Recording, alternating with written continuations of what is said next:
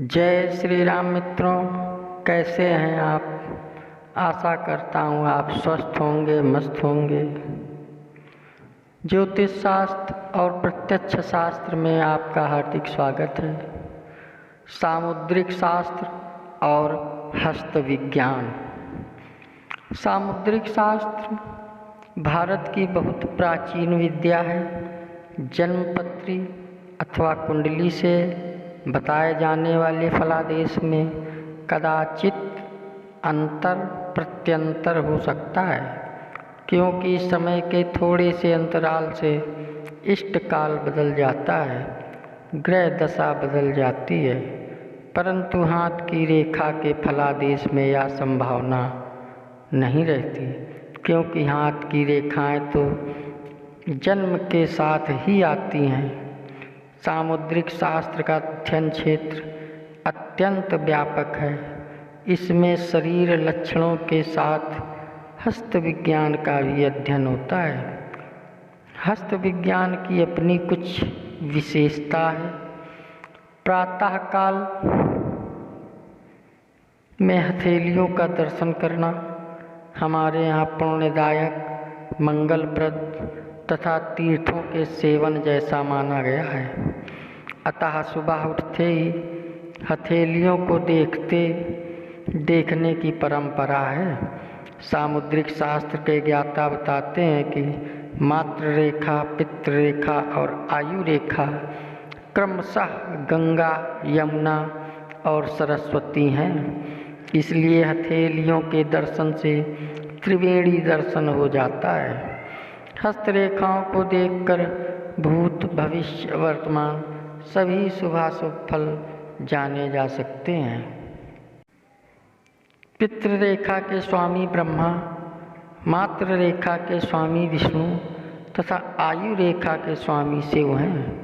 इंद्र, यम, वरुण, कुबेर हथेली की चारों दिशाओं के क्रम से स्वामी हैं। यह शास्त्र भारतवासियों का एक अत्यंत गौरवपूर्ण शास्त्र है, जो परिशीलन तथा मनन करने योग्य है।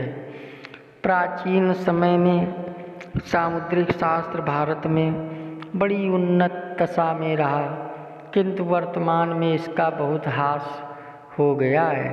यह केवल आजीविका का विषय बन गया है। इस शास्त्र का विषय बहुत गहन एवं अनुभवगम्य है।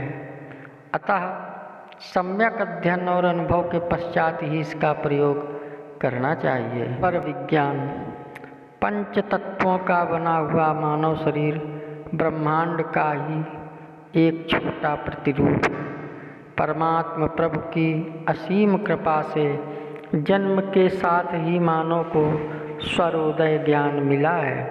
यह विशुद्ध वैज्ञानिक आध्यात्मिक ज्ञान दर्शन है। मनुष्य की नासिका में 2 छिद्र हैं, दाहिना और बायां। 2 छिद्रों में से केवल एक छिद्र से ही वायु का प्रवेश और बाहर निकलना होता रहता है, दूसरा छिद्र बंद रहता है।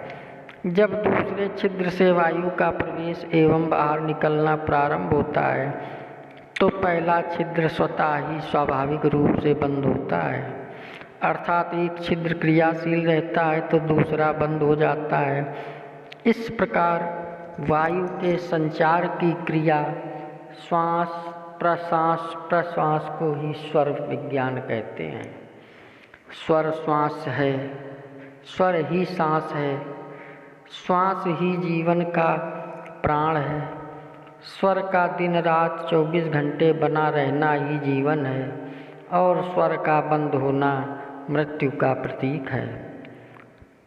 स्वर का उदय सूर्योदय के समय के साथ प्रारंभ होता तथा साधारणतया स्वर प्रतिदिन प्रत्येक 2.5 घड़ी पर अर्थात 1 घंटे के बाद दायां से बायां और बायां से दायां बदलता है, और इन घड़ियों के बीच स्वरोदय के साथ 5 तत्व पृथ्वी 20 मिनट, जल 16 मिनट, अग्नि 12 मिनट, वायु 8 मिनट एवं आकाश 4 मिनट भी एक विशेष समय क्रम से उदय होकर क्रिया करते हैं। प्रत्येक दायां बायां स्वर का स्वाभाविक गति से 1 घंटे में 900 श्वास संचार का क्रम होता है और 5 तत्व 60 घड़ी में 12 बार बदलते हैं। एक स्वस्थ व्यक्ति की श्वास प्रश्वास क्रिया दिन रात अर्थात 24 घंटे में 21,600 बार होती है। नासिका के दाहिने छिद्र को दायां स्वर या सूर्य स्वर या पिंगला नाड़ी स्वर कहते हैं तथा बाएं छिद्र को बायां स्वर या चंद्र स्वर या इड़ा नाड़ी स्वर कहते हैं। कभी कभी दोनों छिद्रों से वायु प्रवाह एक साथ निकलना प्रारंभ हो जाता है, जिसे सुषुम्ना नाड़ी स्वर कहते हैं। इसे उभय स्वर भी कहते हैं। इन स्वरों का अनुभव व्यक्ति स्वयं ही करता है कि कौन सा स्वर चलित है और कौन सा स्वर अचलित है। यही स्वर विज्ञान ज्योतिष है। ज्योतिष शास्त्र में स्वर विज्ञान और सामुद्रिक शास्त्र, हस्त विज्ञान की विस्तृत जानकारी। अगर आप हमारे चैनल में नए आए हो तो सब्सक्राइब करें, लाइक करें, शेयर करें। जय श्री राम।